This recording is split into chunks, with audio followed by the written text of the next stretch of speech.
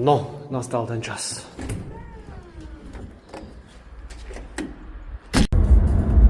Dnes začína nová kapitola života. Tuto s chlapcami sme sa rozhodli, že urobíme zásadný krok v našom živote. To zásadné. Čo, kamarát môj? Čo ťa trápi? Ľudia, vyjadriť svoj názor? Spokojne. Tak sme na letisku, konečne, po 2,5 hodinovej ceste. Len sme tu trošku skôr, tak rampa nás nepustí. Počkáme si.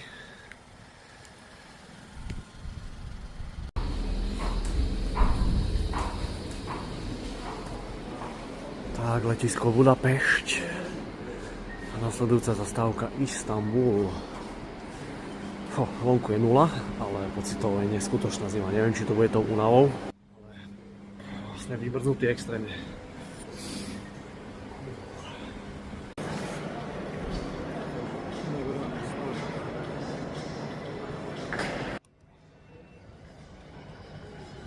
No, kontroly za nami.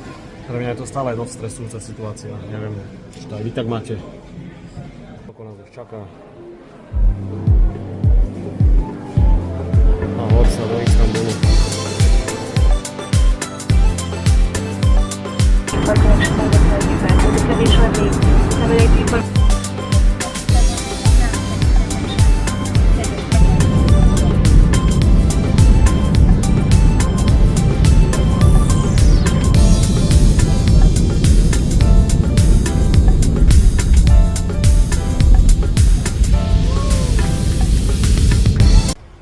Sme v Turecku, let bol veľmi rýchly, zaujímavý.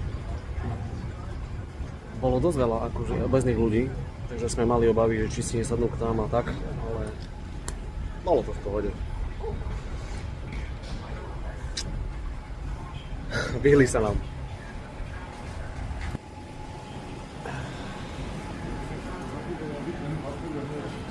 Nič, ideme nájsť číslo 14, náš východ, kde nás bude čakať pán z kliniky.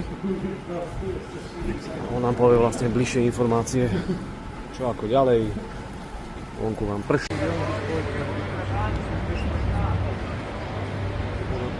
No, stretli sme sa s typkom, ktorý nám vlastne zavolá odvoz, limuzínku na kliniku. Prebehlo to úplne v pohode.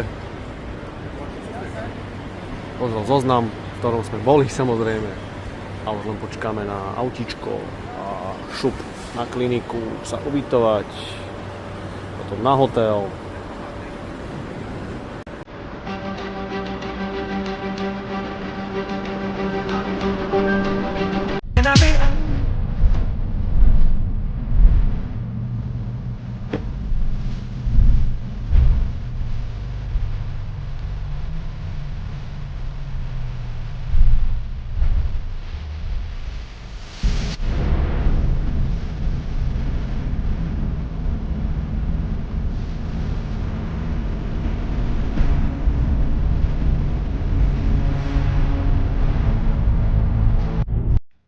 Dorazili sme konečne na hotel.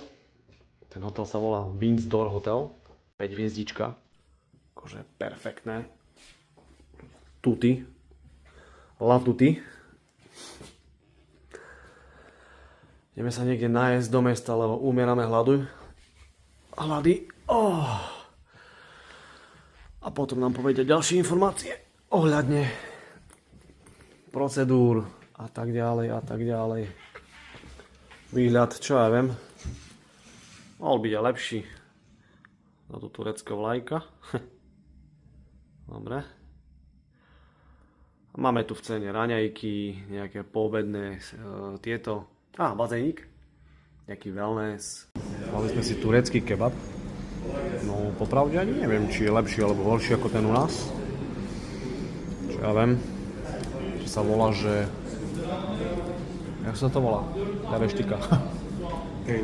Aha, to je niečo, že Ein Zurna Durum. Má 5 hviezdičiek na Google.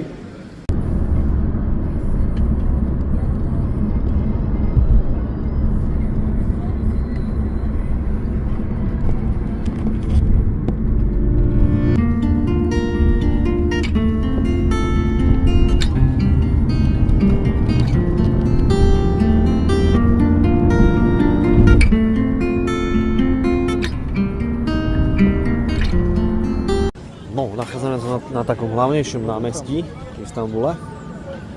To je Sultan Ahmet. A hneď za ním je Hagia Sofia. To akurát nevidno, lebo postavila sa mi tam palma do toho. Ale tu je tá kráska. Super, nádhera. K tomu jedno granátové jablčko, perfektné. Je síce zima, nejakých príjemných chladných 5 stupňov, ale je to v pohode. Super. Zatiaľ na mňa ten Istanbul pôsobí takým normálnym dojmom. No. Sú aj krajšie mesta samozrejme, ale môže byť, jak sa hovorí.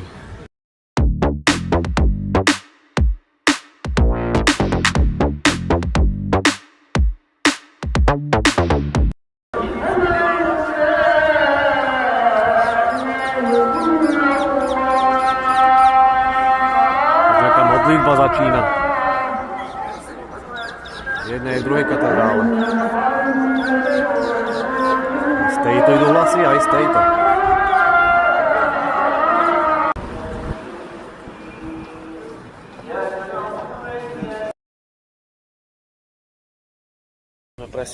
Toto sme presne nechceli. Takýto lejak hnusný sa spustil. Vidíš, u nás sneží, tu prší. Ani to, ani tam. A sme tu. Grand Bazár. No je to tu nádherné, obrovské. Jedna ulička, druhá ulička. A sa tu stratíš veľmi ľahko.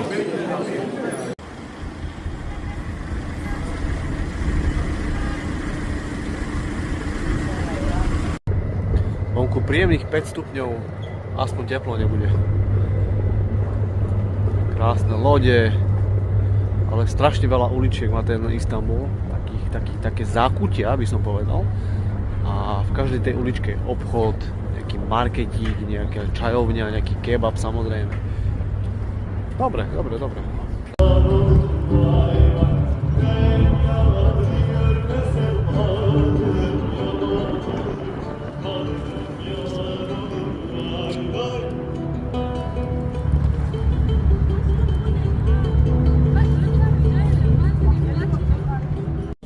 Tak sme sa rozhodli pre druhé kolo v tej istej kebabárni. Rozmýšľam, že keď tak mám zhodnotiť Istanbul zatiaľ, tak je to pre mňa normálne, obyčajné, klasické mesto. Ničím ma nenadchlo. Kebab ma nadchol tak, že fantastický. Fakt ten slovenský sa nechytá. Neviem, čím to je, tým korením, mesom, plackou, proste všetko. Práve naopak, to sa mi nepáči dosť veci.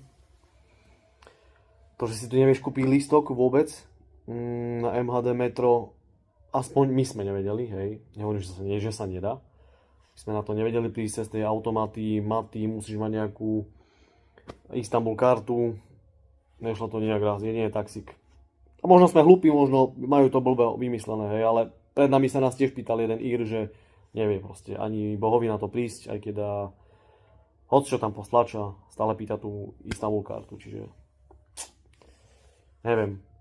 Potom ďalšia vec, strašne otrávni obchodníci, extrémne otrávni, to mi príde jak Egypt, úplne na niečo sa pozrieš, niečo si vyberieš, hneď ťa majú, idú ťa žrať bomby, jeden za druhým. A ešte sa nám stalo taká nepríjemnosť s taxíkom, že sme si objednali cez apku taxík, za nejakých 470 tých tureckých lír. Sadli sme, prišiel. No medzi tým vlastne prišiel jeden týpek, neviem či on akože naháňal ľudí na taxík. Mi to prišlo jak nejaký naháňač, tak jak do reštík naháňajú a takto. Dával nám za 700. Hovorím, že nie, že máme za 470. Skúšal za 600. Hovoríme, nie, veď už tu je taxík, za pár sekúnd má prísť, ideme s ním. Sadli sme. On samozrejme otvoril dvere, začal sa rozčulovať, že prečo sme sadli tu, keď on nám dáva lepšiu ponuku. Hovoríme si, lepšiu? Vlastne otrávne to bolo, hnusné, nepríjemné a to sú tie malé drobnosti, ktoré ti potom vytvoria celý ten obraz, hej.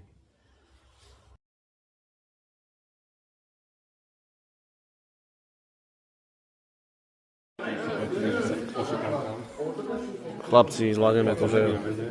Zvládneme to. Tak ľudkovia, zákrok sa podaril. Úspešný. 8 hodín mierneho trpenia, ale dá sa to zvládnuť. Fakt. Takže kto chcete, určite neváhajte. Sule HR klinika v Istanbule vás milé rada privíta. Kontakt v pohode mi napíšte, vám pošlem kontakt na sprostredkovateľa, ktorý je veľmi ochotný. Je to Slovák. Všetko vám presne vysvetlí, povie čo a ako. A už len treba ísť. Ešte dostanete na konci takúto penu. Takýto šampónik. Že by sa vlásky dobre hojili, že by boli chránené. Samozrejme nejaké lieky. Nejaký cestovný vankúš. Takže odporúčam to určite. Zajtra vám pridám nejaké fotky z kliniky, keďže dnes bol to akože stres. Úprimne poviem, že bol to veľký stres pre mňa. Aj pre chlapcov, čo boli so mnou. Ale nemal som chuť fotiť, točiť nič. A priamo zákrok, to si myslím, že sa nehodí do videa. To si každý vytvorí svoj názor o tom, ale priestory odfotím zajtra určite. Celkovo ten výlet je dobrý, príjemný. Fakt všetko klape ako má. Či hotel, či klinika, ľudia milí.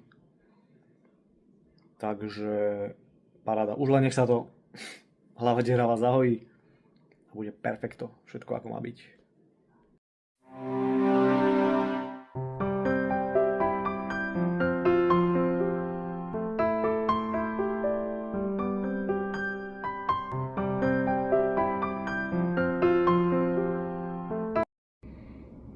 Tak zákrok máme úspešne za sebou.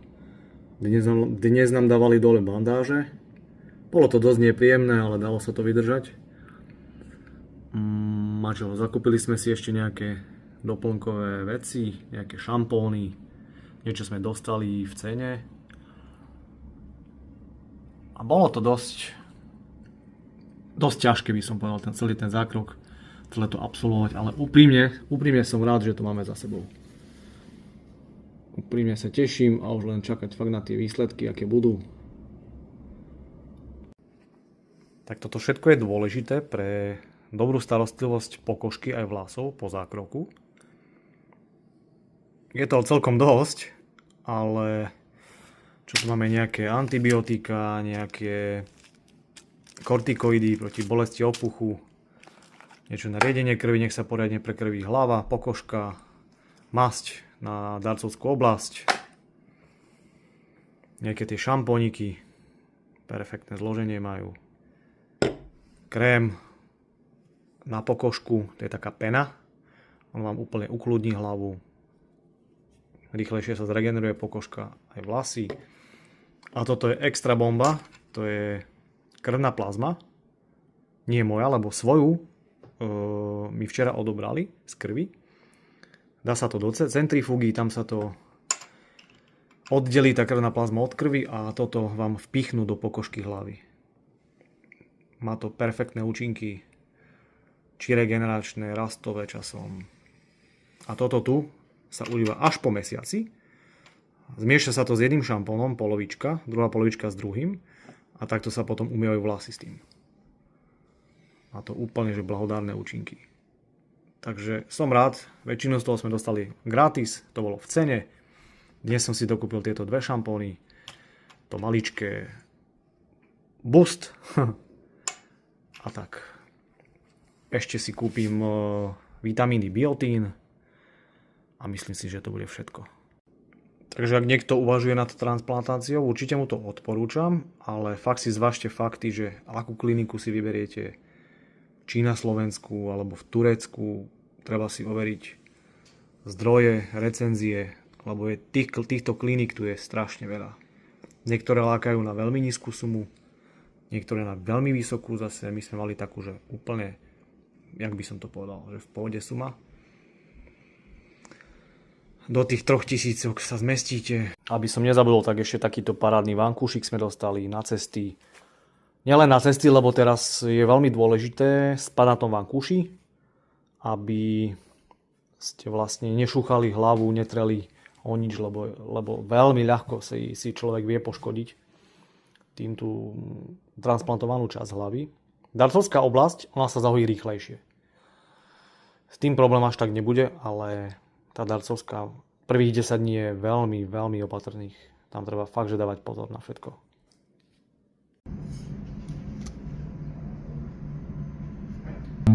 Yeah, my hands steady, I feel ready, but my legs heavy, I don't get it. How come I haven't hit it already? Still working, I'm still learning, I'm still searching, finally earning something, finally turning something called a profit. If I hear you talking shit, don't get caught in it. I'll be popping off and hit you